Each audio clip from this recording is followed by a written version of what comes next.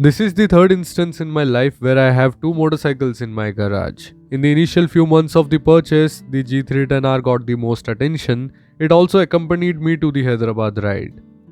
But of late I have completely stopped riding the G310R and it is under cover for almost a month with no engine crank-up sessions. I have two reasons for this. One of them is the past battery draining issues in the G310R and GS when the motorcycle is left idle for a week or more. The alternator is also supposed to be a part of this problem, but it is said BMW has sorted this out in the BS6 update, but I still wanted to confirm this on my machine. With the G310R left idle for a month, the RTR gets back all the responsibilities, so this is my review of the RTR 200 after riding it almost for a month, which gave me a clear picture of comparison in between the G310R and the RTR 200. This comparison is not a competitive comparison as these are motorcycles from different price and performance segment. But this will give you an idea on what to expect and changes that you may like or have to adapt or compromise when you upgrade from a sub 150 to 200cc motorcycle to something like this. Presently, if we had a RTR 300, the G310R would have been it. So this video will give a reverse perspective to it as I will be riding the RTR after a gap of regularly using the G310R. So first thing first, the RTR feels a bit bigger than the G310R. Yes, you heard it right. And even if they don't have a big difference in weight, ride them back to back and you will feel the RTR to be a bit top heavy in comparison to the G310R.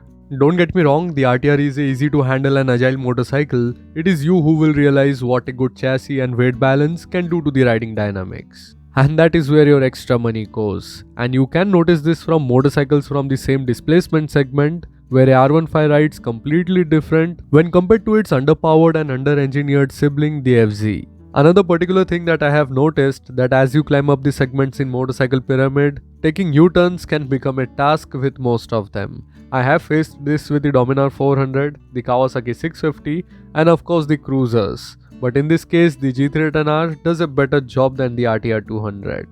U-turns are more frequent inside the city and city is the place where the RTR wins in almost every department.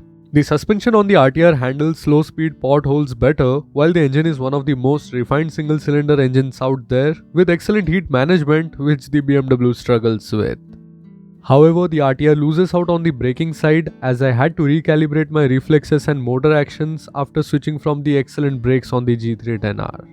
As we speak of city riding, the gearbox should get a mention here, where you need to work a bit more with the RTR's gearbox with frequent shifts, where both the motorcycles have got a light clutch action. But the shifting effort is almost negligible on the RTR when compared to the G310R, which always demands for a confident push from the toe. I won't discuss about the fuel efficiency and service cost as there are multiple dedicated videos on the channel. You can find them from the link in the description. I will discuss about the seats where both the motorcycles offer good seating space. Although I like the contours and cushioning on the G310R, I will still prefer the RTR 200 4-way split seat setup for long distance run. Also note that the seat height on the G310R at 785mm feels noticeably lower than the 800mm seat height on the RTR 200. And yes, both the motorcycles have impressed me with their ground clearance as I am yet to scrape their underbody ones. Of course, you will notice the difference in build quality and finishing of parts like switch gears and basic fasteners, and that is expected when you pay almost twice the price. But there is a sore edge to this, where the RTR 200 gets crash guard and center stand as standard. I truly miss the center stand on the G310R as I am one of those riders who is used to park his motorcycle on the center stand. As we speak of equipments and parts, I like the feel and control of the single piece wide handlebar on the G310R, but the mirrors on the RTR provide better field of view. Again, power and performance is something which will be not compared in this video, but I will share it in detail in the G310R video. Till then, fingers crossed for the 1 month startup on the G310R. Let me know if I should record and share that experience over here. So that's it for this video and I hope you guys have liked it.